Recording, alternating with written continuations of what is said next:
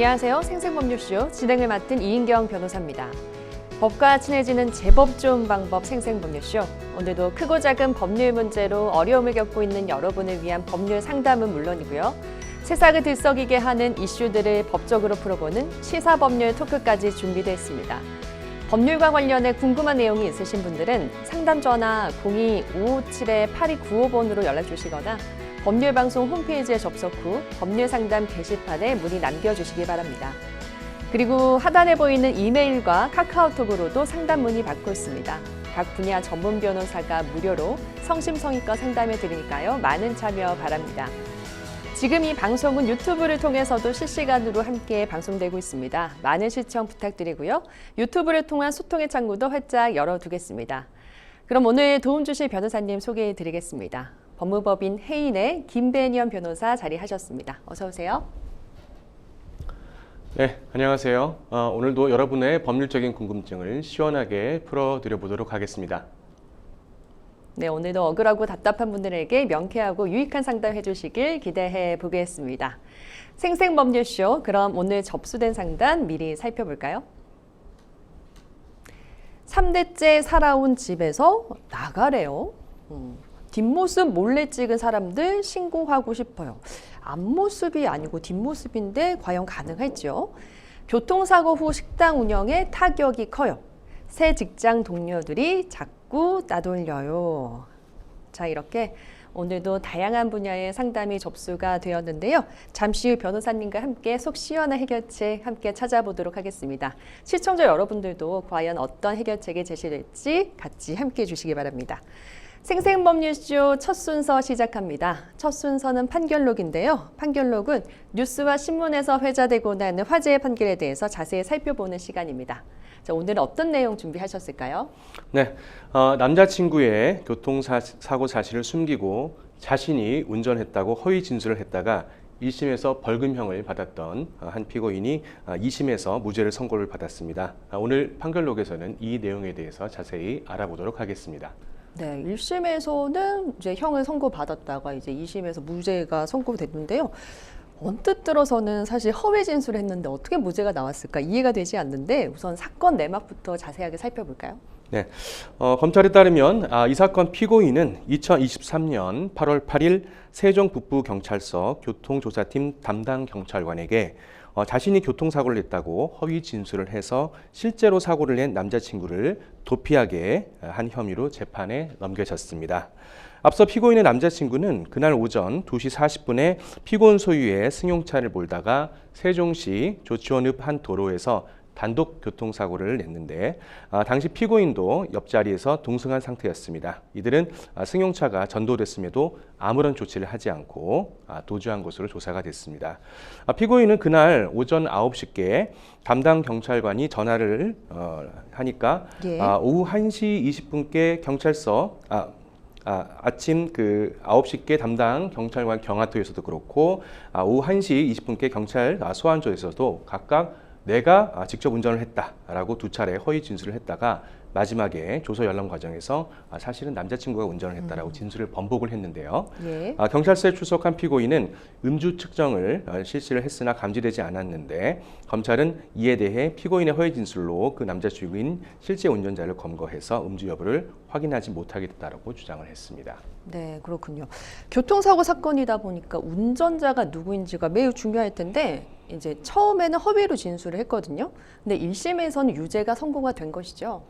1심 재판부는 피고인이 허위로 진술을 해서 수사기관을 착오에 빠뜨리게 하고 결과적으로 그 남자친구인 실제 운전자를 도피하게 한 점 등 혐의가 유죄로 인정된다고 판단을 했습니다. 하면서 피고인이 허위로 진술의 죄질이 가볍지는 않지만 잘못을 인정을 하고 반성하는 점을 고려했다고 하면서 벌금 300만 원을 선고를 했습니다.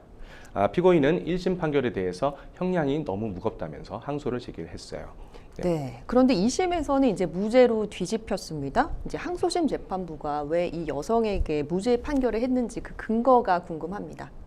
네, 이와 달리 그 2심 재판부는 전후 사정과 관련 법리 등을 고려를 할 때 피고인의 단순 허위 진술 때문에 수사기관을 착오에 빠뜨렸다거나 이에 따라 진범을 발견하거나 체포할 수 없는 결과를 만들었다고까지는 인정할 만한 증거가 없다라고 하면서 1심과 다르게 판단을 했는데요.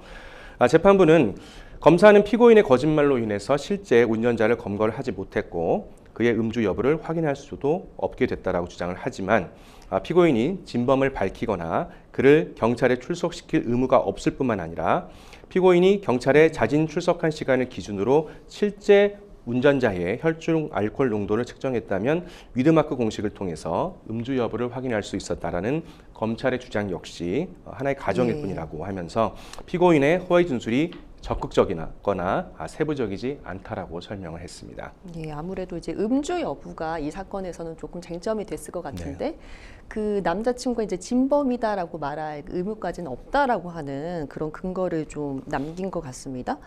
자, 그렇다면은 왜 남자친구가 범행을 저지르는 것을 분명히 옆에서 봤을 텐데 왜 진범이라고 밝힐 의무가 없다라고 했을까요? 추가 설명을 좀 해주신다면요.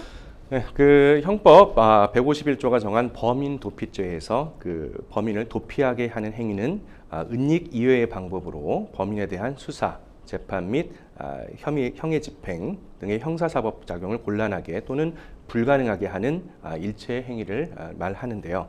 판례는 여기서 그 단순히 사실을 숨기는 것을 넘어서 직접 범인을 도피시는 행위 또는 도피를 직접적으로 용이하게 하는 행위에 한정된다고 해석을 하고 있습니다. 따라서 단순히 그것을 숨기는 것뿐만 아니라 마치 수사기관을 기망할 수 있는 정도로 적극적으로 나가야 된다는 것이 우리 법원에서 보고 있는 태도라는 것이죠.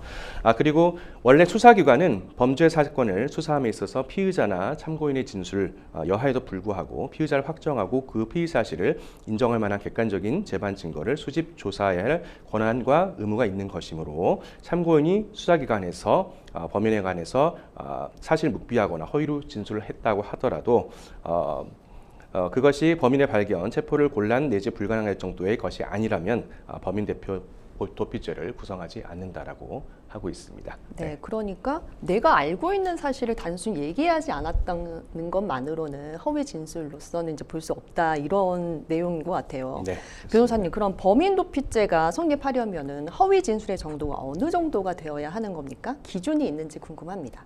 네, 지금 말씀드린 대로 기본적으로 범인을 찾을 의무는 어떤 참고인에게 사실은 사실을 밝혀줄 의무가 있는 것이 아니라 수사기관에서 진실을 찾을 의무가 있는 것이죠.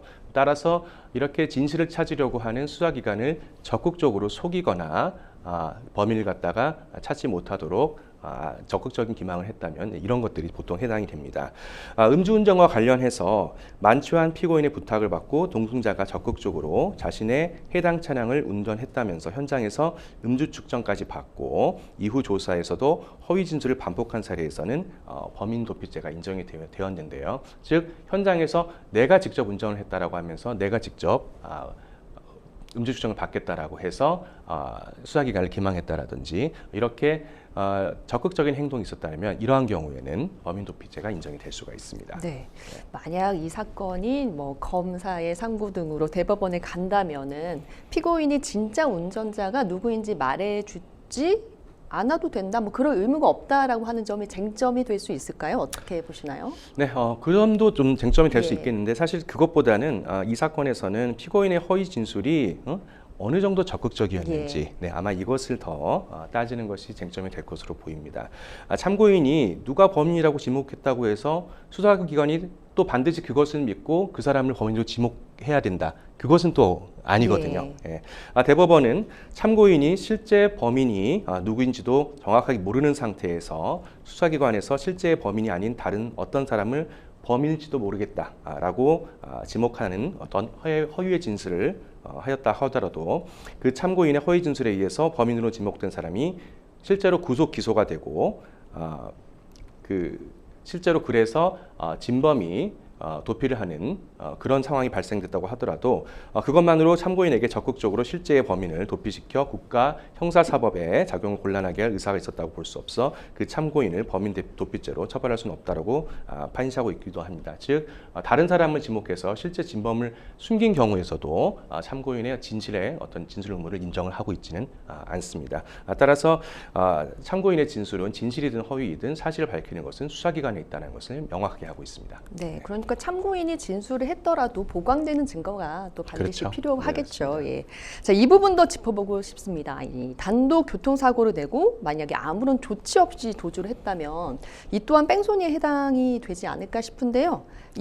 이럴 경우에 또 법적 책임이 어느 정도가 되는지 궁금합니다. 네, 도로교통법 제54조에서는 사고 미조치에 대해서 규정을 하고 있는데 차 또는 노면 전차의 운전 등 교통으로 인하여 사람을 사상하거나 물건을 손괴한 경우 즉시 정차해서 사상자를 구호하거나 피해자에게 인적사항을 제공하는 조치를 해야 한다고 규정을 하고 있습니다. 따라서 대물사고 역시 사고 위조치로 처벌될 수가 있고 대인사고로 또 마찬가지로 대인사고와 마찬가지로 징역 5년 이하의 징역 또는 1,500만 원 이하의 벌금에 처해질 수 있습니다. 다만 그 일상적으로 많이 일어나는 그 주정차에 대한 대물사고 같은 경우에는 연락처를 남기지 않는 경우에도 20만 원의 벌금만 보통 처벌이 되는 경우가 많습니다. 네, 범인 도피를 위해서 허위 진술을 했지만 무죄가 선고가 됐습니다. 그 허위 진술의 정도가 어느 정도인지에 대해서 판시를 남긴 저희 판결을 판결록에서 함께 살펴봤습니다. 여러분은 지금 생생법률쇼와 함께하고 계십니다.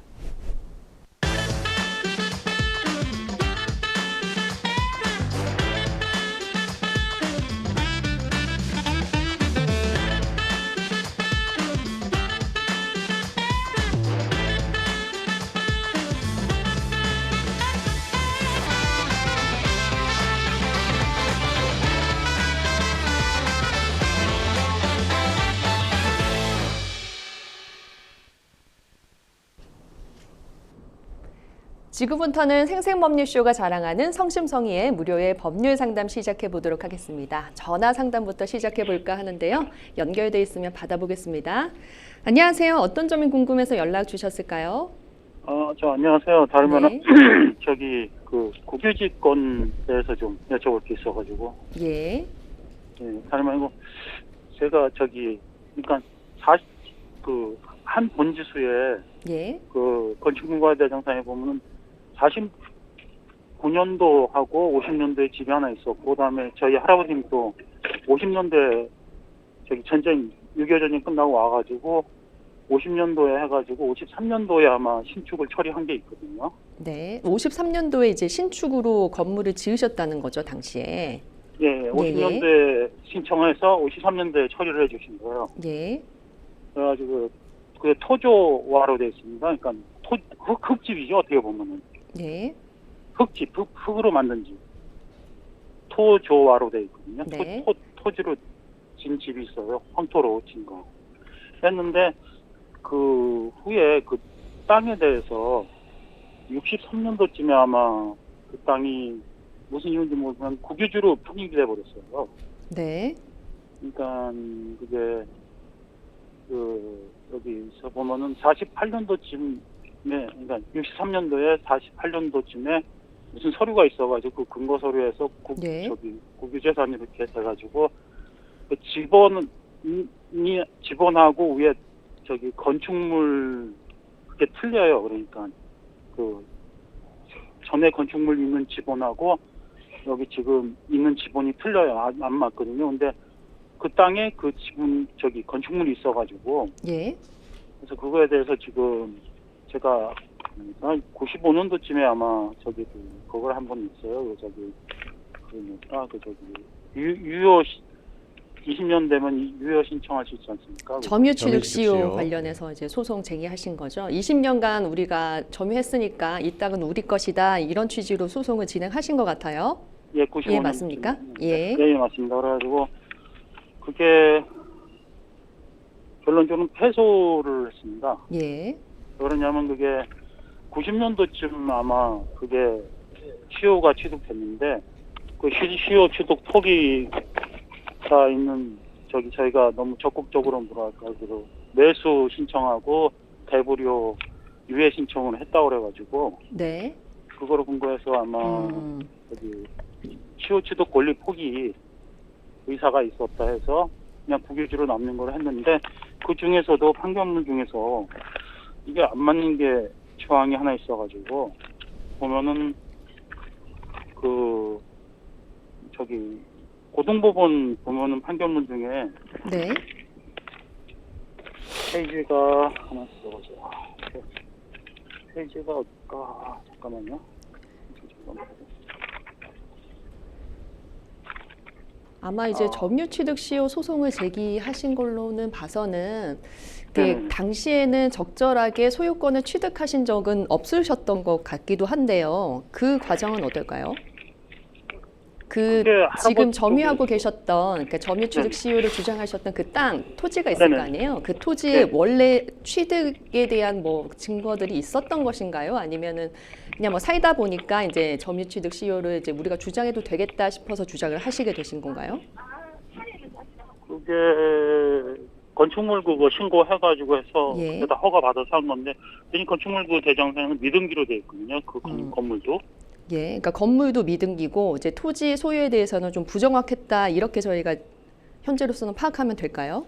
예, 지금 그렇게 인지하시는 게 낫겠습니다. 그리고 여기 보면은 저희가 토지상 추측된 토, 담, 조, 와, 병 건물 한 채가 있는데 그 지번이 틀린 대로 또 여기 저기 기재가 돼 있어가지고 그래서 재판부도 이거를 좀 정정을 좀 할 수 있나 해서 이것도 좀 알아보고 싶거든요. 예, 아마 그 소송을 제기하셔서 그 부분이 확정이 되신 것 같긴 해요. 패소로 확정이 되신 것 같긴 한데 이 부분 관련해서 이제 기판력이 생겨서 어떻게 좀 다툴 수 있을지 이 부분도 좀 살펴봐야 될 것 같고요.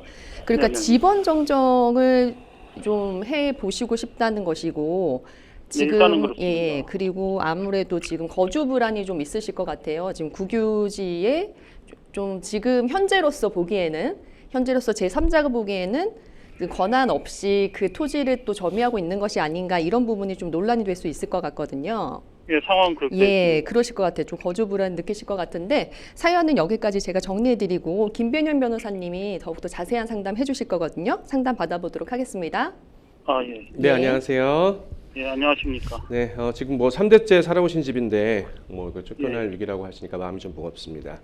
그 당시에 근데 그 63년도에 그 48년 문서를 근거로 국유지로 전환을 했다 이렇게 되어 있는데, 그러니까 지금 우리 그 MC님께서 말씀하신 대로 한 번도 이게 우리 그 지금 그러니까 번지를 떠나서 우리가 지금 착오로 잘못 기재되어 있다고 하는 그 번지에라도 우리 할아버지의 명의로 토지가 등기가 된 적이 있었습니까?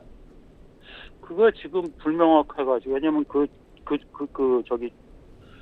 건축물관리단장에 주신 거 있잖아요. 주소하고 그 허가 주신 거 있지 않습니까? 허가 주신 거에 대해서 지금 그 지번을 따져보면은 그 지번은 존재 안 한다고 그러거든요. 존재 미확인으로 돼 있어가지고 그 폐쇄하고도 구등기 따져봐도 없어요. 줄 게 없다고 그래가지고 계속 그 가지고 논쟁은 좀 있었는데, 지번이라는 것은 이제 저희가 이제 그 지적도를 갖다가 만들어서 지적 측량을 해서 거기에 따라 순서대로 사실상 행정기관에서 부여하는 번호일 뿐이거든요. 따라서 과거에나 지금이나 뭐 지금도 과거에 구주소가 있다, 지금 현주소가 있는 것처럼 그 시스템이 바뀌는 것에 따라서 얼마든지 바뀔 수는 있습니다. 중요한 것은 실제로 우리가 할아버지께서 점유하고 계셨던 그 토지가 할아버지가 정말 소유를 하신 적이 있느냐, 사실 이게 지금 이 사건에 아마 쟁점이 될 수가 있으실 것 같아요. 그래서 지금 지번이 다르더라도 우리 그 어르신께서 당시에 어떤 번지의 토지를 소유하고 있었는데 그 토지가 어느 순간 그냥 국유지로 바뀌어서 소유권 자체가 없어졌다라고 하신다 그러면 현재 그 토지가 2번지든 2번지든 회복할 수 있습니다. 저기 근거 서류가 있을 경우에서. 근데 하지만 이제 지금 가장 큰 문제는 우리 할아버님께서 당시에 소유권을 가지신 토지가 지금 확인이 안 되는 거예요. 그것이 이제 가장 큰 문제입니다. 예를 들어 예. 네, 이제 그 당시에 어떤 번지를 내가 소유를 하고 있었다라고 하면 과거에 그 당시에 어떤 번지나 이런 것들을 저희가 수년 전부터 우리 국가에서 이렇게 이제 우리 어르신들이 소유하고 있었던 땅들이 지금 어떤 행정구 개편이나 구주로 편입되나 하천이나 이런 것들이 편입되면서 없어진 경우에 이것을 다시 회복시켜주는 그 조정 땅 찾기에 대한 어떤 정보를 많이 제공을 해왔습니다. 네네. 그래서 대체로 그것들 한 10년, 15년 전부터 굉장히 유행을 하다가 이제 최근에는 거의 대부분 이제 회복이 된 것으로 보이는데 최근에 많이 이 소송이 이제 줄어들었습니다. 이제 그 과정을 통해서 많이 이제 회복이 되었는데 어쨌든 가장 중요한 것은 이제 당시에 소유권을 인정할 수 있을 만한 이제 토지가 있었느냐라는 것이 이제 쟁점이 되는 것이죠. 지금 지금 보내주신 그 서류도 네네. 그렇고 지금 다른 서류도 몇 가지 보내주신 걸 제가 방송 전에 미리 좀 한번 체크를 해왔는데 보내주신 서류 중에 하나는 인천 직할시에서 보낸 공문에 우리 어르신께서 그 숭이동 65번지에 대해서 거기서 살고 계신데 네네. 거기에 토지에 대한 그 권리가 임대로 되어 있으시더라고요. 네. 그러니까 즉 이것은 빌려 쓰는 것이지 소유로 되어 있지가 않아요. 거기 취득 연월이 있어가지고 혹시 그러니까 제가 그 주신 서류가 날짜가 언제 건지를 89년도쯤일 것 같긴 한데. 네, 그러면 아마 85년도쯤일 겁니다. 그러면 이제 이미 지금 말씀하신 대로 지금 그 63년도 이후에 아마 그것은 발행된 거기 때문에 당연히 네. 아마 임대로 되어 있을 것 같습니다. 따라서 지금 말씀대로 그것을 먼저 한번 좀 확인하셔야 되는데 제가 일단 좀 이론적인 부분을 좀 더 네네. 말씀을 드리면은 일단 지번 정정 가능성을 좀 한번 말씀드리면 63년도 지번 정리 과정에서 어떤 행정상의 오류가 있었다면 지번 정정을 시도를 할 수가 있습니다. 다만 이게 그 판결문에 대해서인데 이거 가능한지 모르겠네요. 판결문에도 오류가 있어가지고. 판결문에 이제 오류가 있다 그러면 판결문 이제 경정 신청을 할 수가 있는데 사실은 지금 판결문에 보내주신 부분들이 있는데 그 판결문만 가지고는 실제로 판결문에서 그 42- 몇 번지로 나와 있던데 그 네네. 번지가 지금 아직 다른 쪽에 있는 거 저희 실제 점유한 건 틀려요. 그렇죠. 예. 번지수가. 그래서 당시 법원에서 특정했던 그 42- 몇 번지가 우리 지금 상담자님께서 주장하시는 몇 번지와 전혀 다른 것이다. 예. 자, 그런데 그것이 다른 것이라고 인정할 만한 근거도 사실은 판결문에는 정확히 나와 있지는 않은 것 같아요. 예, 그렇습니다. 네. 왜냐하면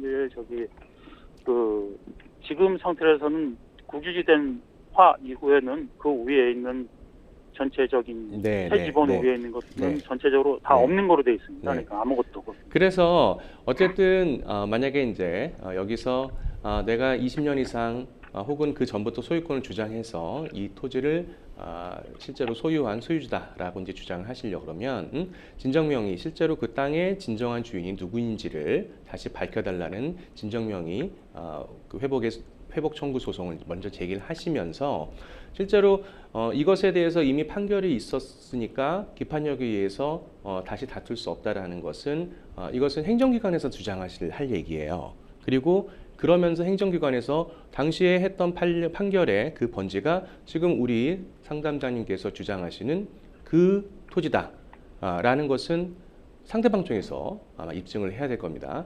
다만 우리 그 상담자님께서는 그렇다면 내가 원래 소유하고 있던 숭이동 65번지는 원래 어떤 토지였다 라는 것은 먼저 우리가 입증을 하셔야 되는 것이죠. 저희 쪽에서요? 네, 그래서 그 번지 수가 잘못된 것은 지금 크게 고려하실 것은 아닌 것 같고요.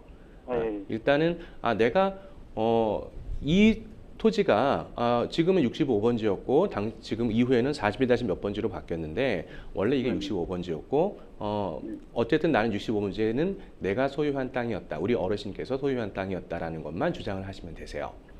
네. 그러면 행정기관에서 그것도 역시 네. 법원을 통해서 해야 되는 겁니다. 네, 물론 지금 그 우리나라 토지에 대한 소유권이나 어떤 등기는 모두 대법원에서 관할하고 있기 때문에 반드시 법원의 소송을 통해서 승소 판결을 받으셔야지만 소유권 인정을 받으실 수가 있습니다.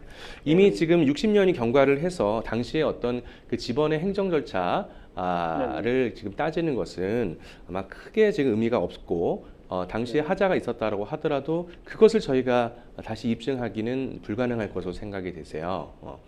네, 그리고 다른 것뿐만 아니라 소유권이라는 것은 그 절대권이라서 실제로 내가 소유한 사실이 있고 그것을 제3자에 의해서 권리 없이 권한 없이 그것을 방해를 받았다라면 지금이라도 계속 그것은 당연히 회복하실 수가 있는 것입니다. 그래서 집원의 문제에서 너무 고민하지 마시고 실제로 우리 어르신께서 어느 땅을 소유하셨는지 그리고 그 땅의 소유를 입증할 만한 근거는 무엇인지 그것을 한번 따져보시는 것이 가장 지금 필요하다고 생각이 됩니다.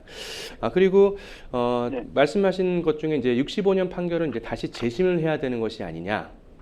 네네. 네, 이런 것도 아까 이제 질문을 해주셨는데 판결도 재심은 가능합니다. 확정 판결에 대해서 중대한 하자가 있는 경우에 이제 가능한데 단순히 이제 판결이 부당하다라는 이유만으로는 재심 사유가 안 되고 판결의 전제가 된 어떠한 증거라든지 이런 것들이 조작되었다라든지 잘못되었다라는 것을 같이 입증을 해주셔야 합니다. 지금 말씀하시는 대로 그런데 지금은 그 당시 판결이 정말 내 토지에 대한 판결인지를 지금 확신하지 못하고 계시잖아요. 지금 땅에 대해서 그러니까 40그 땅 토지 위에 저희 집이 있는 게 확실한데 그것도 불인정해서 다른 데를 옮겨놨어요. 그거를. 네. 42에 다른 데로 옮겨놨거든요. 집원을 다른 데로 옮겨놨다는 말씀이시죠? 그렇죠. 그러니까 그때는 그게 없는 거죠. 네. 그래서 네. 어쨌든 지금 말씀드린 대로 그 토지에 대한 또 권리관계를 다시 위치 특정, 토지에 대한 특정, 그 다음에 그에 대한 권리관계를 갖다 확보하시는 자료를 확인하시는 것이 좀 현실적인 방법이 아닐까 싶습니다. 그러니까 혹시 집원에 전에 네. 저기 65문제로 혹시 저기 지방세나 재산세 같은 거 나온 거 60년대 그거를 확인할 수 있는 방법은 또 있습니까? 지방세 납입 증명이나 납세 증명 이런 것들을 세무서에서 이제 발급을 해주고 있는데 사실은 지금은 아마 오래돼서 그 자료를 보관 기간이 다 지났을 것으로 생각이 됩니다. 따라서 국가로부터 어떤 자료를 지금 받으시는 것은 제가 보기에는 좀 기대하기가 어려워요. 즉 옛날 어르신께서 직접 납부를 하시고 가지고 있는 영수증이라든지 어떤 그 당시에서 발급받았던 공문서에 관계된 서류라든지 기관으로부터 인정받았던 어떤 서류 그런 것들을 지금 옛날 자료를 좀 다시 확인하시는 수밖에 없을 것 같습니다. 네. 현실적으로는 사실 지금 우리 상담님께서도 아마 여러 고민을 하시고 좀 알아보시다가 아마 지금 여기 질문을 하시게 됐을 것 같아서 그런 과정들을 고민을 안 하셨던 것은 아닐 것 같아요. 네, 그래서 다른 것보다는 실제로 지금 이제 캠코 자산관리공사에서 지금 관리를 하고 있는 것으로 보이는데 현재 이것은 그럼 우리 이제 불화라고 하죠. 그 국유지를 갖다가 개인들이 살 수 있게 해주는 그 제도를 이제 불화라고 하는데 이것은 신청을 해보신 적이 있습니까? 그 전에 저기 어머니 그때 하고 좀 했습니다. 그때. 네, 근데 그러니까 그때는 캠코 관리가 아니었고 네. 여기 구청에서 하고 재경부 관리였습니다. 그러니까 이제 캠코가 관리됐다는 것은 그 행정 목적이 지금 없어진 거거든요. 원래 모든 국유의 나라의 토지는 어떤 목적이 정해져 있는데 우리가 이제 그것을 매각할 수 있는 불화할 수 있는 조건이 될 때는 캠코로 이전이 됩니다. 그래서 캠코에서 지금 소유하고 있다고 한다 그러면 실제로 매수도 아마 가능하실 수도 있어요. 그리고 기본적으로 불화는 경쟁 입찰이 원칙이지만 이렇게 지금 특정한 사실이 있는 경우에 수의 계약도 가능합니다. 수의 계약이라는 게 뭐죠? 수의 계약 직접 개별적으로 계약하는 것도 가능하기 때문에 개별적으로. 네, 그것도 한번 캠코에 한번 문의를 해보시는 것도 지금 상황에서 제가 보기에는 하나의 방법이라고 생각이 되네요. 네. 전에 혹시 그 65문제 그 집이 저희 말고도 49년도에 하나 있었거든요. 네. 그거는 목조화 주택으로 돼 있었고 네. 좀 작아요. 근데 할아버님은 와가지고 토조화로 줬는데 그러면 거기에 대해서 허가를 다 내준 거면은 그게 토지상의 그 허가가 다 있다는 거 아닙니까? 혹시? 토지의 허가가 건축 허가가 있는 경우에도 반드시 소유자만 건축 허가를 받을 수 있는 것이 아닙니다. 가령 토지 소유자의 동의를 받아서도 건물을 지을 수가 있어요. 그러니까 지금 말씀드린 대로 지금 인천 광역시에서 나온 곳은 임대로 되어 있기 때문에 토지를 빌려서 건물을 지은 것처럼 되어 있습니다. 따라서 반드시 내가 건물에 대해서 허가를 받았다고 해서 우리 어르신께서 소유를 했다라고 단정하시는 것은 논리적으로는 좀 맞지 않아요. 그래서 거기에도 약간 빈틈이 있을 수 있으니까 그 부분도 한번 확인해 보실 필요가 있습니다. 그러니까 누구 허락받아서 임의로 할 수가 있다는 네, 그렇습니다. 네, 네. 그럴 수도 있고. 네. 예. 그러면은 아니 계속 여기서 살아왔기 때문에 그렇죠. 아무래도 그 부분이 좀 굉장히 좀 안타까운 것 같아서 다만 올해 점유해 오셨던 사실이 지금 국유지 불화를 조금 더 유리하게 할 수 있는 그런 사정이 될 수가 있으니까 좀 자산관리공사에 한번 확인해 보시는 것이 좋으실 것 같아요. 네. 네, 그게 지금 그 임대료가 좀 밀려 있어서 아마 공매로 날릴 것 같긴 한데. 네. 네. 아이고, 뭐 예. 그렇게 될 것 같습니다. 예. 그래도 뭐 지금까지 쭉 살아왔었던 터전에서 계속 살고 싶어 하시는 그 의중이나 의도가 있으신 것 같아요. 예. 그렇죠. 예. 여기가 어차피 예. 됐으니까 뭐. 예. 아무래도 이제 현실적으로는 지금 캠코로부터 이제 관리를 받고 있는 국유지 대상이라고 하니까 그 부분은 좀 절반이 네, 네. 하셔서 그 주거 불안을 먼저 좀 해소하시는 것도 좀 큰 좀 쟁점이나 또 타개하셔야 될 문제가 되실 것 같아요. 예, 지금 그런 부분 그리고 네. 그 이전에 소유권을 조금이라도 좀 확보하거나 아니면 그 예전 자료들로부터 우리가 조상대대로 이 땅을 가질 권한이 있었다라고 하는 것들을 좀 찾아보실 수 있다고 한다면은 아무래도 네. 이제 소송이나 이런 것들을 통해서 뭐 그 점유 권한 내지 그 이상의 소유권을 또 확보하실 수 있지 않을까 이런 생각해 봅니다. 예. 네, 알겠습니다. 말씀 알겠습니다. 네, 오늘 전화 상담은 여기까지 하겠습니다. 오늘 신청해 주셔서 감사합니다. 예, 알겠습니다. 감사합니다. 예, 감사합니다. 예. 참 안타까운 사연이기는 네, 네. 해요. 사실은 이제 형식적으로 지번이 좀 어긋났기 때문에 뭐 행정청이 좀 잘못 네. 알고 자기의 땅을 이제 소유하고 있다라고 하면서 뭔가 이제 우리에게 좀 불이익을 가하는 것이 아닐까 하는 생각도 좀 드실 것 같긴 한데 실제 또 점유와 또 형식적으로 또 네. 달라지는 부분이 있을 수 있지만 아무래도 좀 소유 권한을 좀 밝혀주는 게 좀 이 사안에서는 필요하겠죠, 네네. 변호사님? 사실은 지금 이미 63년도 이후에 국가 국유지로 돼서 사실은 네. 그 이후도 시간이 굉장히 길었고 아마 당시에도 그런 점들이 조금 고려가 됐지 않았을까 그런 자료들이 고려가 되지 않았을까 하는 생각이 듭니다. 그래서 실제로는 당시에 어떤 소유권이나 이런 자료를 확보하지 못하시면 사실 좀 어렵지 않을까 하는 생각이 좀 드는 사건이긴 하네요. 네, 그리고 국가가 관리하고 있는 땅이라고 하더라도 계속 그곳에서 살고 있다면 그 점유 이런 것들 인정받아서 임대나 이런 것들을 할 수 있나 보죠, 변호사님? 물론입니다. 예. 네, 국유지라고 하더라도 실제로 민간이 임대하는 땅들이 많이 있습니다. 예, 그런 부분들 좀 잘 정리하셔서 현실적으로 좀 잘 타개해 보셨으면 좋겠습니다. 자, 전화 상담 여기까지 마무리하고요. 여러분들은 지금 생생법률쇼와 함께하고 계십니다.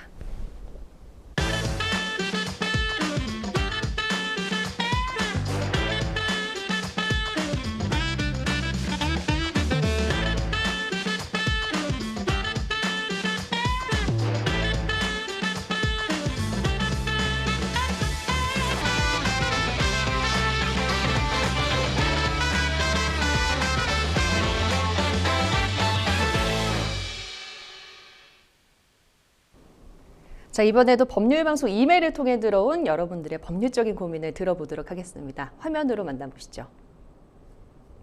저는 지하철역 안에 있는 빵집에서 빵을 고르고 있었습니다. 그런데 뒤에서 누군가 계속 킥킥거리며 웃는 소리가 들리더라고요. 처음에는 재미있는 대화를 나누는 줄 알았는데 이상하게 계속해서 제 뒤쪽에서 웃음소리가 반복됐습니다. 혹시 내가 무슨 실수했나 싶어 돌아보니 제 뒤통수를 휴대전화로 찍고 있는 사람들이 보였습니다. 순간 너무 놀라서 왜 제 사진을 찍느냐 이렇게 따졌습니다. 그들은 자신들의 지인 중에 제 뒷모습과 비슷한 사람이 있어서 찍은 거라고 말했습니다. 뭐 오인했다 뭐 이런 얘기인 것 같아요.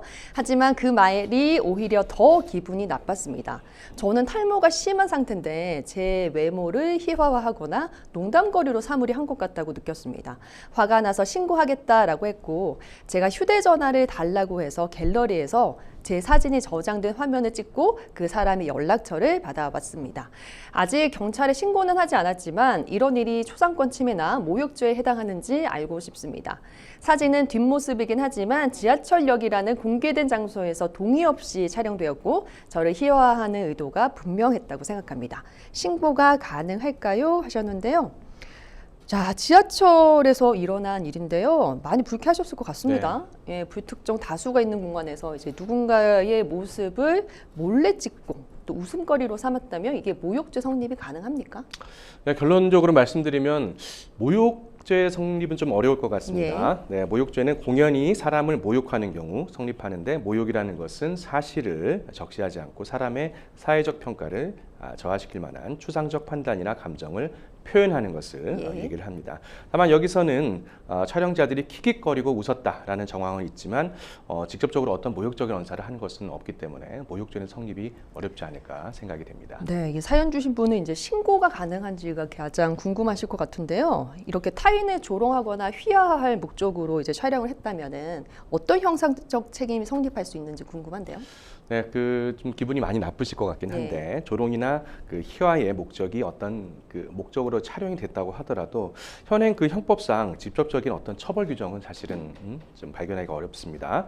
성폭력 범죄 처벌 등에 관한 특별법에서는 성적 욕망 또는 수치심을 유발할 수 있는 신체를 촬영하는 경우를 처벌하고 있지만 지금 말씀하신 대로 이 사건은 어떤 성적인 욕망을 충족하려는 그런 사건이 아니기 때문에 해당이 되지 않는다고 생각이 됩니다. 다만 지금 촬영한 것은 어디 SNS나 올린다든지 이러한 경우에는 또 다른 지금 그 행위가 되기 때문에 그때는 형사책임을 물을 가능성이 발생을 할 수가 있습니다. 네, 상담자님의 이제 뒷모습이 찍힌 사연인데요. 이제 얼굴은 드러나지 않았지만 뒷모습이라도 이 동의 없이 촬영하면 초상권 침해가 될 수 있나요?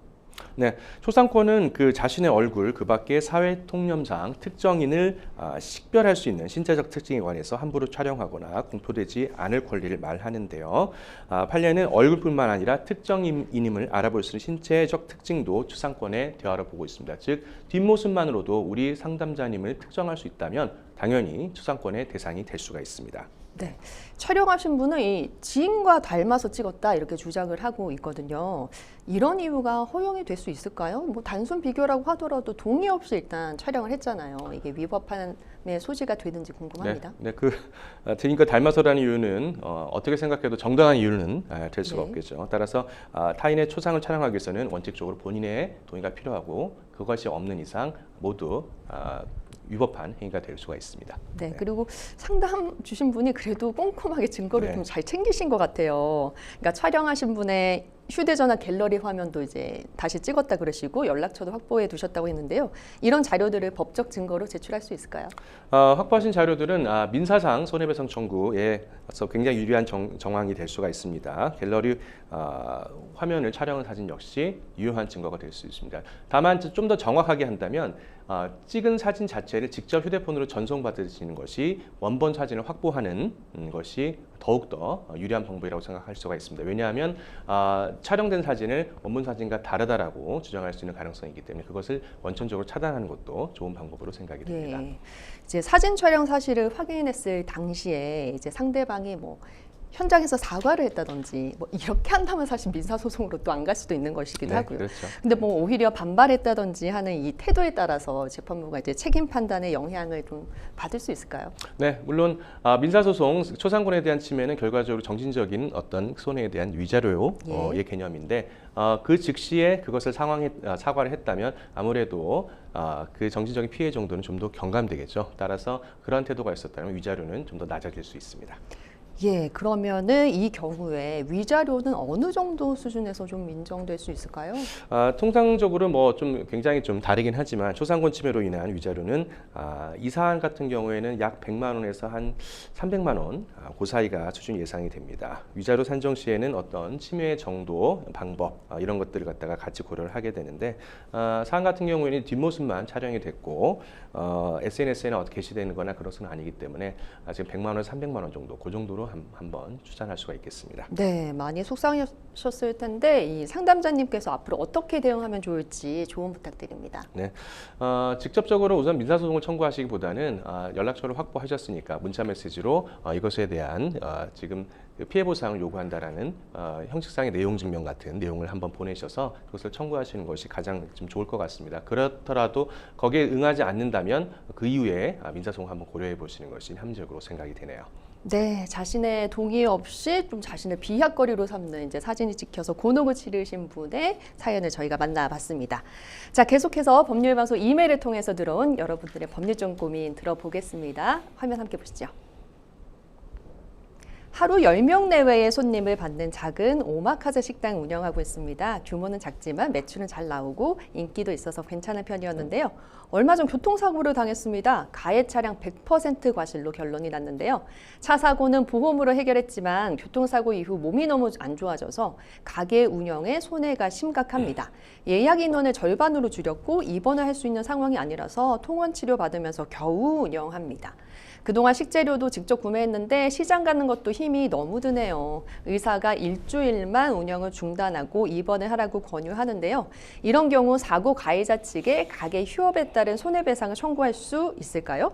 휴업뿐만 아니라 매출이 떨어진 부분에 대한 손해도 합산해서 청구할 수 있는지 궁금합니다. 하셨습니다. 아유, 몸도 아프신데 이렇게 또 가게 운영에도 이제 힘드시니 얼마나 힘드시겠어요. 그런데 이제 의사가 입원 권유를 했어요. 그렇게 되면은 의사가 또 얘기하는데 또 입원 안 할 수 없지 않겠습니까? 네, 그 경우에 그렇죠. 네. 식당 운영 이제 일시적으로 중단할 네. 수밖에 없을 텐데요. 이로 인해서 발생하는 손해 배상받을 수 있나요? 아니면 네. 보험사에도 배상을 청구할 수 있는지 물론 보험사에도 네. 배상을 청구할 수가 있습니다. 우리가 이제 손해는 보통 그 세 가지로 나누는데 적극적인 손해, 소극적인 손해, 정신적인 손해 이 세 가지로 나누고 있습니다. 여기서 적극적인 손해는 직접 사고로 인해서 발생하는 치료비가 되겠고, 소극적 손해가 내가 사고를 당함으로써 그동안 일을 하지 못한 그 손해를 소극적 손해라고 합니다. 따라서 소극적 손해로서 청구를 할 수가 있습니다.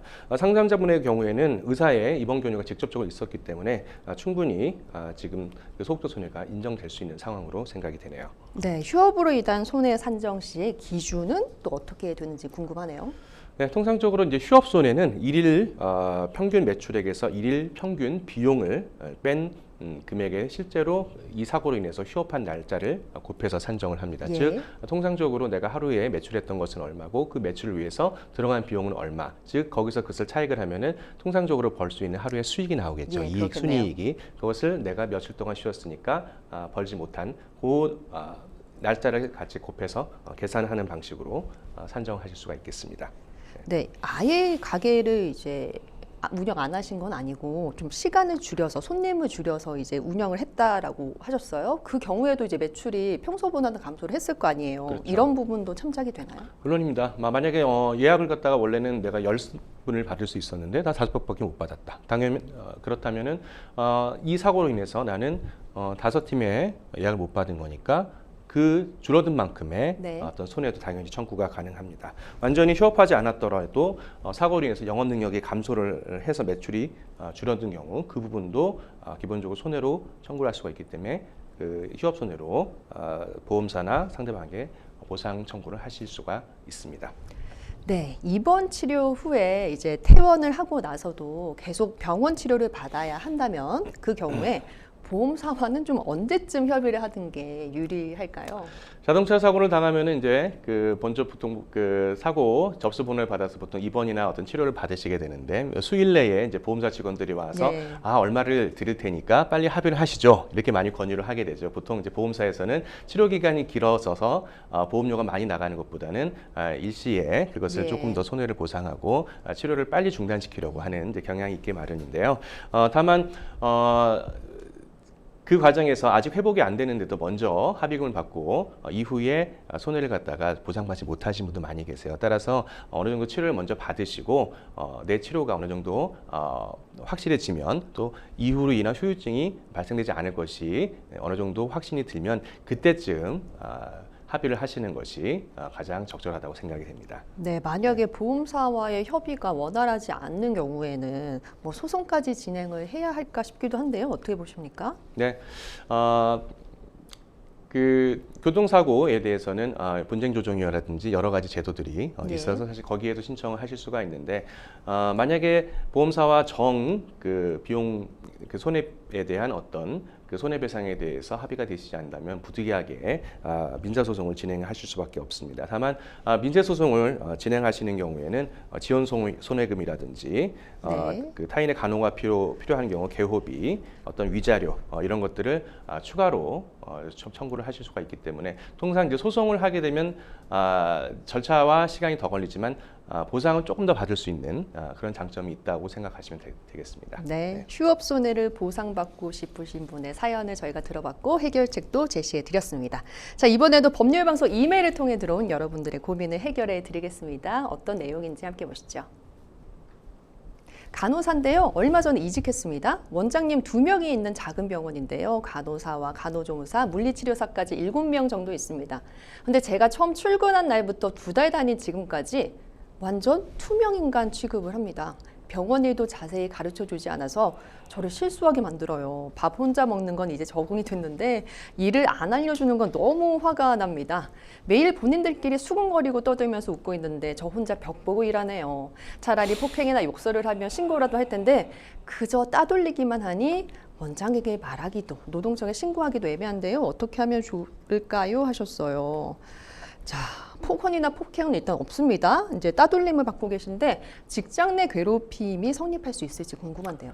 네, 폭언이나 폭행 없이 따돌림만으로도 직장 내 괴롭힘이 당연히 성립할 수가 있습니다. 근로기준법 제76조의 2는 사용자 또는 근로자는 직장에서의 지위 또는 관계 등의 우위를 이용하여 업무상 적정 범위를 넘어 다른 근로자에게 신체적, 정신적 고통을 주거나 예. 근무 환경을 악화시키는 행위를 직장 내 괴롭힘으로 정의하고 있습니다. 대법원 판례도 이와 같이 같은 취지에서 판단을 하고 있기 때문에 상담자님의 경우에는 병원 일을 자세히 가르치지 않아서 의도적으로 실수를 만드는 행위, 투명인간 취급하며 본인들께 수근거리고 대화하는 행위, 또 나를 빼고 다른 사람들끼리만 자기들끼리 좀 따돌리는 행위 역시 따돌림 행위로 다 인정이 받을 수가 있습니다. 네, 그러니까 뭐 정신적인 고통을 주고 뭐 근무 환경을 악화시켰으니까 이제 직장 내 괴롭힘에 해당할 것 같은데요. 근데 이제 증거를 잡아야 할 텐데 따돌린다는 게 사실은 의사소통을 하지 않는다는 거잖아요. 이 증거를 좀 어떻게 잡아야 될지 확실한 증거가 좀 뭐가 있을까요? 사실은 직장 내에서 이제 따돌림 이런 행들이 많이 발생하는데 이것을 다시 법적으로 처리하기 어려운 점이 증거를 확보하기 어렵다는 것이 좀 애로점이 있습니다. 그 특성상 증거를 확보하기 어려운 점이 좀 있는데요. 그래도 증거를 확보하시려고 한다면 가장 좋은 방법은 녹음 자료입니다. 예. 그 업무 지시를 요청했거나 무시당하는 상황, 동료들끼리만 대화하고 본인을 배제한 어떤 상황을 녹음하시면 좋습니다. 다만 그 상황에서 본인이 반드시 포함되어 있어야만 되고 본인이 없는 경우에 녹음이 되면 통신보호법 비밀보호법 위반에 해당되는 점도 좀 주의를 하실 필요가 있습니다. 또 문자메시지나 카카오톡도 중요한 증거가 될 수가 있고 이메일이나 업무 메신저에서 업무 협조에 대한 어떤 응답이 없다든지 필요한 정보를 지시만 하고 제공해주지 않는다든지 이런 것도 모두 관련 증거가 될 수가 있습니다. 네, 이렇게 직장 내 따돌림이 발생할 경우에 이제 보통은 이제 사내에 신고를 하잖아요. 그런데 이제 이분은 작은 병원에 이제 있다 보니까 뭐 인사과도 없을 것 같고요. 이렇게 따로 관리해 주시는 분이 없을 것 같은데요. 이 경우 좀 어떻게 해결해야 될까요? 아까 원장님께 직접 상담을 하는 것을 좀 고민을 하고 계시는 것 같은데 부득이하게 어쩔 수 없이 원장님께 직접 말씀드릴 수밖에 없습니다. 근로기준법상 사용자는 직장 내 괴롭힘 신고를 받으면 조사할 의무가 있습니다. 서면으로 상황 설명을 직접 정리해서 제출하시는 것이 좋고 구두 상담 이후에도 반드시 서면으로 기록을 남겨두시는 것이 좋겠습니다. 원장께서 좀 반응이 별로 좀 적극적이지 않다고 한다면 부득이하게 내용 증명을 보내시는 것도 적절한 방법이 될 수가 있습니다. 네. 그 이후에 마지막 질문을 좀 드리면 그 이후에 노동청이나 이제 노동위에 신고를 하게 된다면 그 절차가 좀 어떻게 됩니까? 네, 먼저 진정서를 보통 접수를 하시게 되는데 예. 직접 방문도 가능하고 고용노동부 홈페이지를 통해서 온라인 접수도 가능합니다. 거기에는 직장 괴롭힘의 내용 거의 다 관련 자료를 같이 첨부를 하시면 되시고요. 예. 접수가 되면은 근로감독관이 사실 확인 조사를 하게 됩니다. 사업장을 방문을 하거나 관련자를 출석시켜 조사를 할 수가 있습니다. 만약에 여기서 인정이 된다면 근로감독관은 사용자에게 시정 지시를 내리게 되고 사용자는 우리 피해자분들에 대해서 보호 조치를 해야만 하는 의무가 발생을 하게 됩니다. 만약에 사용자가 적절한 처리를 하지 않고 오히려 근로자한테 불이익을 준다면 추가로 처벌이 될 수가 있습니다. 그렇군요. 자, 직장 내 괴롭힘, 이 따돌림을 당하시는 분의 이제 사연을 좀 들어봤고 어떻게 좀 해결할 수 있을지 저희가 고민을 법적으로 풀어봤습니다. 자, 여러분들의 사연을 함께하다 보니까 이제 마칠 시간이 다 됐네요. 오늘 함께해주신 김계년 변호사님 너무 감사합니다. 네, 방송이 끝나더라도 법률 상담 접수 계속되니까요. 생생법률쇼 찾아주시고요. 저희는 이만 물러나겠습니다. 시청해주신 여러분 고맙습니다.